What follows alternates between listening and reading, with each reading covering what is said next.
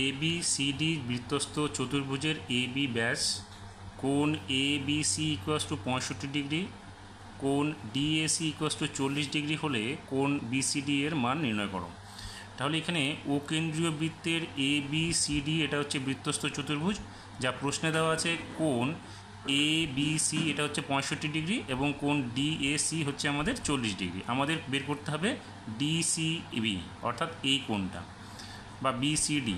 তাহলে আমরা কি করব, দেখো ত্রিভুজ এ বি সি এর ক্ষেত্রে এটা কি 65 ডিগ্রি, আর এ ও বি এই কোণটা হচ্ছে আমাদের সরল কোণ অর্থাৎ এটা হচ্ছে কেন্দ্রস্থ কোণ, এবং কোণ এ সি বি হচ্ছে আমাদের পরিধিস্থ কোণ।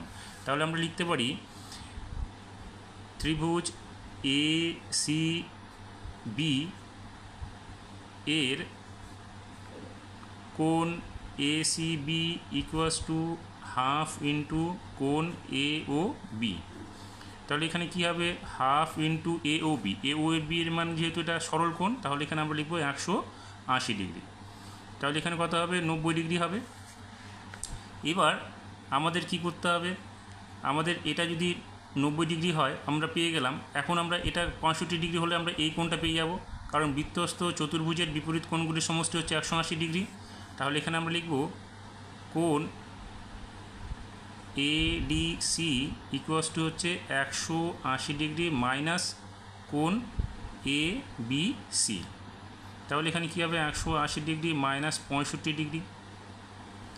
তাহলে এখানে বিয়োগ করলে কত হবে, 5 6 রেখে 7, এখানে হলো 1 1 অর্থাৎ 115 ডিগ্রি। এবার আমরা দেখো ত্রিভুজ এ ডি সি এর ক্ষেত্রে এই কোণটা পেয়ে গেলাম 115 ডিগ্রি, এটা পেলাম 40 ডিগ্রি। তাহলে আমরা এই কোণটা এবার বের করে নিচ্ছি। তাহলে ত্রিভুজ এ ডি সি এর ক্ষেত্রে কোণ A C D equals to কী হবে, 180 ডিগ্রি বিয়োগ কোণ সি এ ডি প্লাস কোণ এ ডি সি। তাহলে এখানে কী হবে, 180 ডিগ্রি বিয়োগ সি এ ডি। তাহলে সি এ ডি এর মান কত, 40 ডিগ্রি। তাহলে এখানে লিখবো আমরা 40 ডিগ্রি প্লাস এটার মান হচ্ছে 115 ডিগ্রি, তাহলে লিখবো 115 ডিগ্রি। তাহলে কত হলো, 180 ডিগ্রি বিয়োগ 40 আর এটা যোগ করলে কত হবে, 155 ডিগ্রি।